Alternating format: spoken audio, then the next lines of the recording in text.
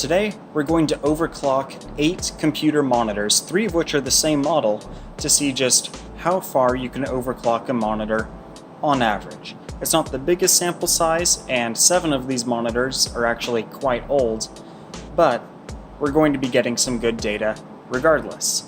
So, 7 of the monitors are old. I got them off Craigslist, others were just given to me for free. And then we have this monitor, which was a couple $100. I purchased new a year ago, and it's 1440p IPS display, has some pretty good color replication, so I use that for most of my editing. And also, I'll be overclocking a monitor built into my gaming laptop, and we'll see how far that goes as well. Something else that's really interesting is because a lot of these monitors are 10 years or older, they only have a VGA connection and nothing else. I have some more with both VGA and DVI, so we get to see what the difference is there. And we also have some monitors which do thankfully support HDMI and/or DisplayPort, so we're going to test those. And if you've already seen the video about overclocking some modern TVs, I'm going to include those results in this test as well. But if you don't want that spoiled and you want to go see what happens with overclocking TVs there in more detail, go check out that video over here or linked down in the description. Alright, so first up I'm going to start out with the newest monitor I have, my Lenovo IPS Display. It's 1440p. It technically worked when I overclocked it from 60 to 70 Hz, but there was an error message over the front saying that it was out of range or something. Eventually, I stepped that overclock down 1 Hz at a time, down to 66, at which point there was no error message. So it was kind of annoying that that error message was there, even though I could clearly see the picture working behind it, but a 10% overclock is better than no overclock. Next up, and definitely the oldest, I tested 3 Dell IN1910NFs. These are VGA only, and they have a resolution of 1366 by 768. The default refresh rate is 60. When I overclocked it to 65, I noticed that a number 0 was blurry, which you can kind of see here on the camera. And as soon as I overclocked it to 70, everything was unreadable. So 65 is as far as I would push it, and even then, if I was reading text or doing something online, I'd probably take it down to 60. Another Dell monitor I tried was the E198W FPV. This is a DVI connector. The native refresh rate of this is 75 Hz, although for whatever reason the default was 60.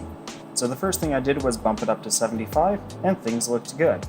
I noticed that the picture was a little brighter, but apart from that, it looked just fine. I overclocked it to 76 Hz, and it worked. I overclocked it to 77, and I got an error message saying that it was out of range. The resolution on this monitor was 1440 by 900. Next up are 2 HP monitors that are both 1600 by 900 at 60 Hz. The first is an HP W2071D, and I noticed on this one, as I overclocked up from 60 Hz to 77, the picture got progressively bluer. Not enough to where someone who had never looked closely at a screen before might notice, but for me, someone who's gotten used to color grading a lot of his video for the last several months to a year, I did notice the difference here. As soon as I went to 78 Hz, it did not work, and this was the case on both monitors. The exact same overclock was true. I don't know if it's because it uses the same digitizer or panel as the FV583A. They are the same size, same resolution, same refresh rate from about the same time period, so who knows. Second to last, we have a 1080p Acer monitor. It is the EB210HQ. Also using DVI. The default is 1920 by 1080 at 60 Hz. I overclocked it to 66 Hz, trying another 10% just like the IPS Lenovo display, and everything was well. I cranked it up to 67, and everything was immediately unreadable. And I forgot to bring my laptop with me to work today, so there's going to be a bit of a cut as I go and address that. Overclocking my gaming laptop was a bit interesting, because when I tried it with the Intel graphics enabled in hybrid graphics mode, things didn't work out so well. It stuck at the default refresh rate of 60, and any attempts at overclocking said that it exceeded the maximum bandwidth that the Intel graphics could supply. So I went into BIOS and disabled the Intel graphics, leaving just the NVIDIA GTX 1070 remaining, and then the default refresh rate jumped up to 75 Hz, and it enabled G-Sync, and now I could actually overclock the screen as well. Once I got up to 100 Hz, I was feeling pretty good about myself. However, anything above 102 frames a second causes the screen to go black, and there's no way to either shut down the computer or anything else without holding down the power button and turning it off manually. But still, 102 frames a second is pretty nice. So, some conclusions we can draw.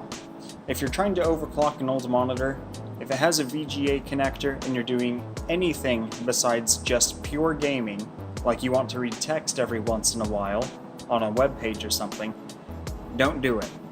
If you have a DVI connector, it looks like you can get up to 75 Hz, maybe a couple more. So that was pretty interesting.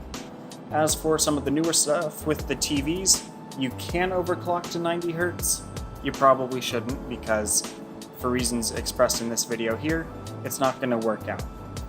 But yeah, with the exception of this new monitor, it looks like you can indeed still overclock monitors at least 10%. So you should definitely overclock your monitor and see what happens for you. So if you do have a monitor and you've overclocked it, leave some of those results down in the description. Hopefully a year from now, once this channel is watched by more than my brother, my sister, and my mom, I'll have enough data to actually put together some kind of an Excel spreadsheet. And if there were thousands of comments, then we'd have a lot of really good data points, and that would be something worth looking at in the future, whenever that happens. Speaking of whenever that happens, if you don't have anything happening right now, you should check out these other videos. Meanwhile, I've got to go make some more videos so that you can watch them. So I'll see you later.